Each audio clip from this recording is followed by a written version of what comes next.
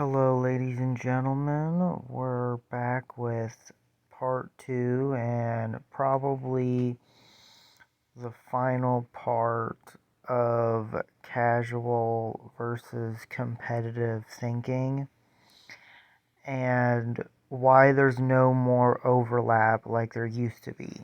And what I mean by overlap is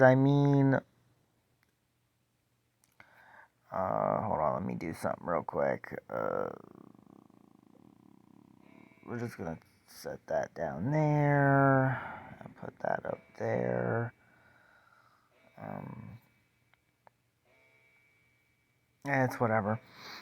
But what I mean by that are you used to have a little bit of overlap. What I mean by that is you would have, let's say, a deck like this, and you would have people play 3 Lao Gens and at least two of the 1700s, maybe one of both.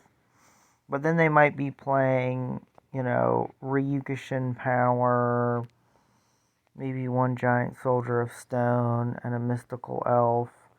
And they might be playing, Sword of Dark Destruction and Invigoration. And they might be playing a different style, but because they were playing enough of the good cards, like they might be playing 3 trap holes and 3 wabakus, and instead of playing 3 reinforcements, they might be playing castle walls, which is still a good trap card from that era, and instead of playing fissure, they might be playing stop defense, but because they were playing enough of the good cards, you could still win.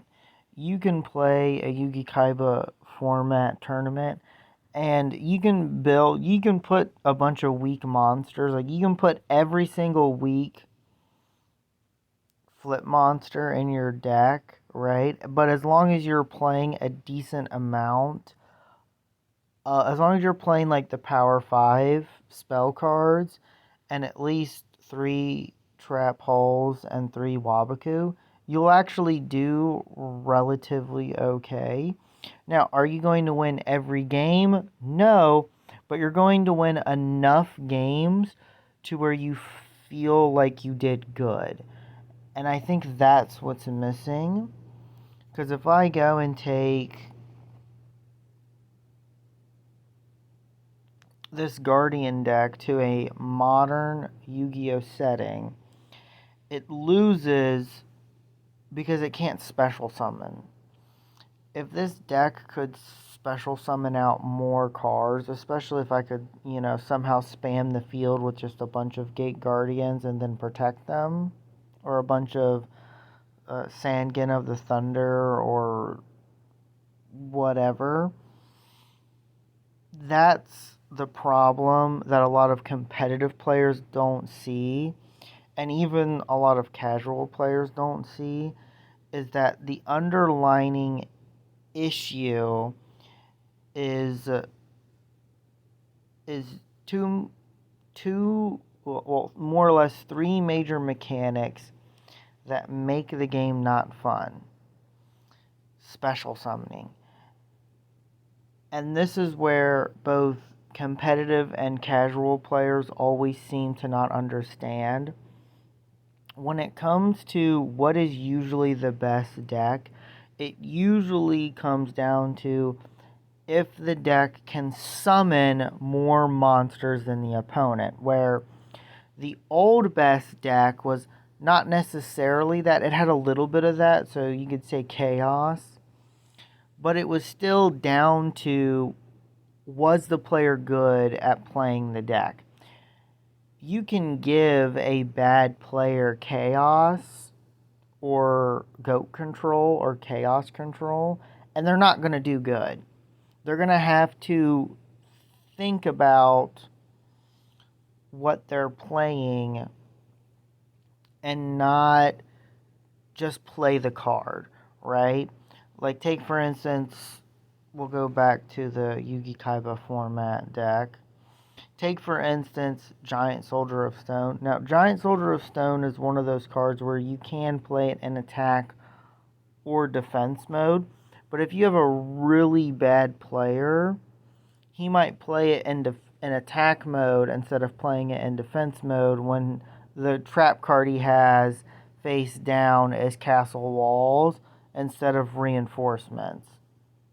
Where if you have Reinforcements, then you can put Giant Soldier of Stone in attack mode.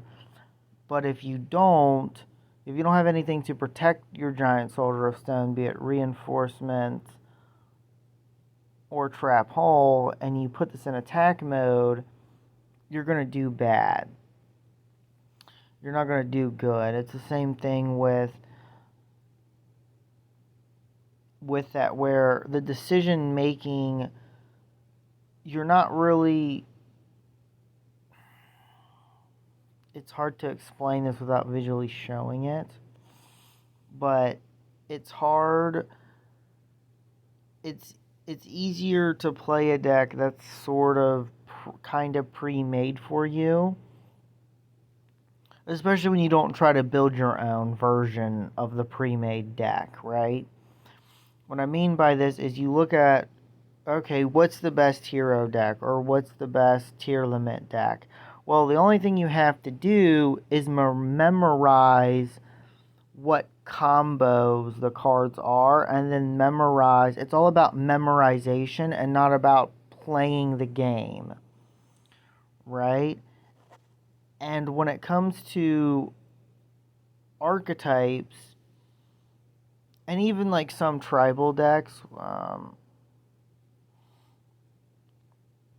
like this Cyberus deck can be very boring in my opinion sometimes, because summon out summon out so many X monsters to get to X extra deck monster. And don't get me wrong, this deck is fun, but it's very boring to watch because you kind of know what the plays are. For the most part, it's a straightforward plan. And when you're getting casual and competitive, casual players don't like straightforward thinking. What I mean by that is a deck that gives them random cards to make a strategy with the cards they have in their hand, not their entire deck is built around a particular strategy.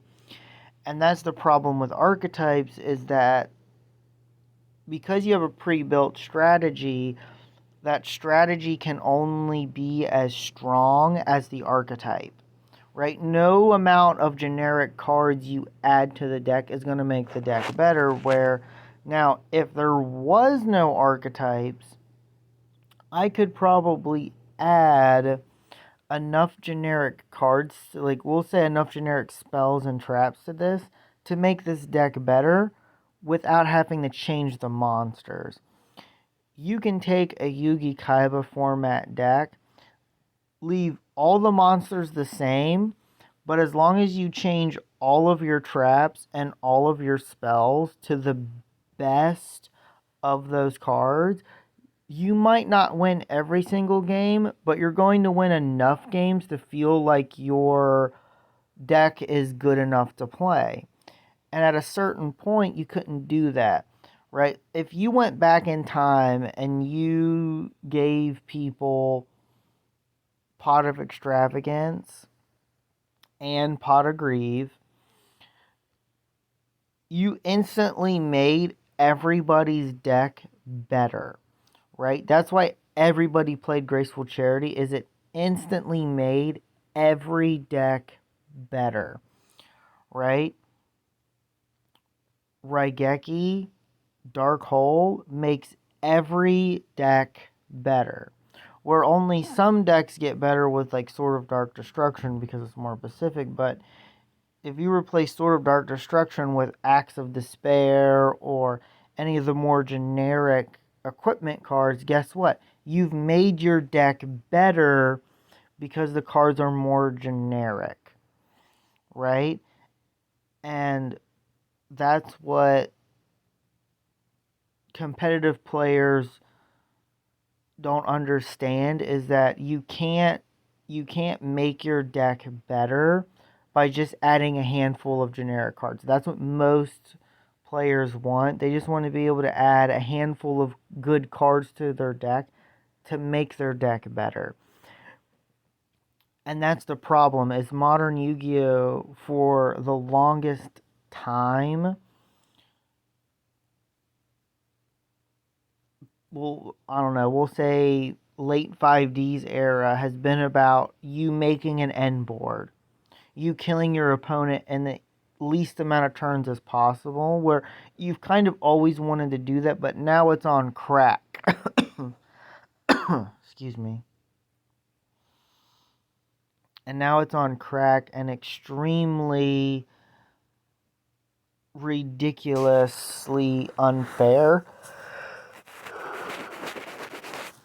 And you have no way of upgrading your deck via spell cards, right? If I replace all of the spells and traps of a Yugi Kaiba deck with all modern spells and trap cards, you are not. It is only a 5% chance that you might win, because you get like the perfect god hand, right? And that's the issue that a lot of competitive players don't understand, is if you don't get, if the really good competitive deck doesn't get a very crappy hand, and your deck of, you know, of a deck similar to this, that's the issue, is there's no good overlap between competitive and casual no more, where a casual player can look at a competitive deck and go, okay, I only need these spell cards. I only need these 5 spells, these 10 traps, and these, well, sorry, my bad. Let me reword that. These 5 monsters, these 5 spell cards, and these 5 trap cards to make my deck better, to be able to play against the competitive decks. And I think that's what's missing from modern Yu-Gi-Oh! You don't have these powerhouse cards that upgrade everybody's deck. Maybe not to the exact same power level, but to a reasonable power level, to where then it comes down to the player's skill and knowledge of the game, and not necessarily the what archetype you're playing and all of that. And I don't know, guys. That's all I have. This is going to be the end of the mini series, and I hope I made things clear.